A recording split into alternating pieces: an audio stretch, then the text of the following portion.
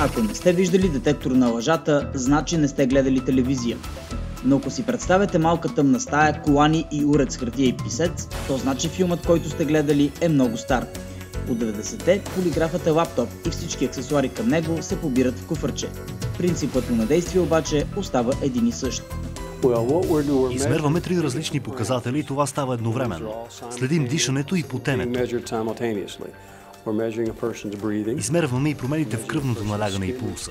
Например, ако някой ви предизвика физически или умствено, тогава решавате дали да се борите или ще бягате. Това е Пол Редън, бивш шериф и експерт по използването на полиграф.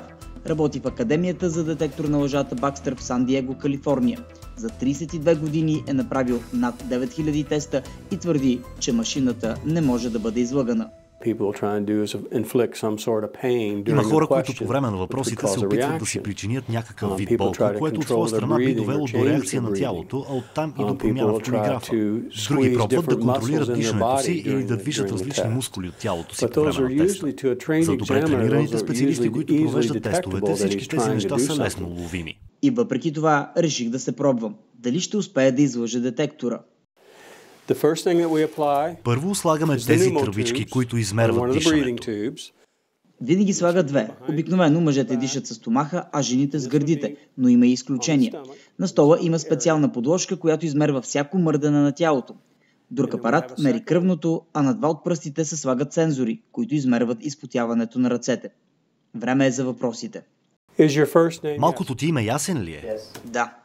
Между въпросите се прави 20-секундна пауза, за да се възстановят нормалните показатели на тялото. Днес понеделник ли е?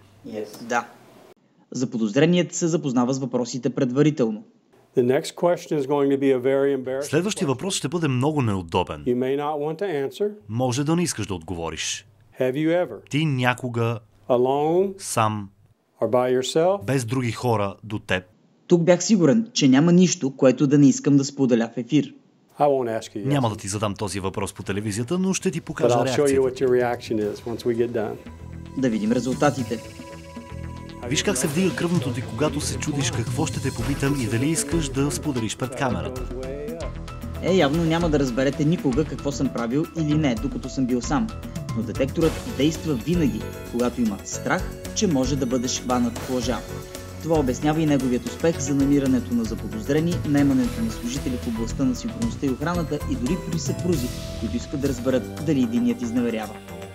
Използването на детектор на лъжата в Съединените щати е изключително широко разпространено. Почти всеки шериф или полицейски участък разполагат с полиграф. Това е и тенденцията в България. Пол Редън идва за първи път у нас в началото на 90-те. Албумите с снимки в офиса му пазят добрите спомени. Това лято Редън се връща в София за първия курс на Академията Бакстър в Европа. Обучението ще е по всички правила на Американската полиграфска асоциация и ще продължи 8 седмици.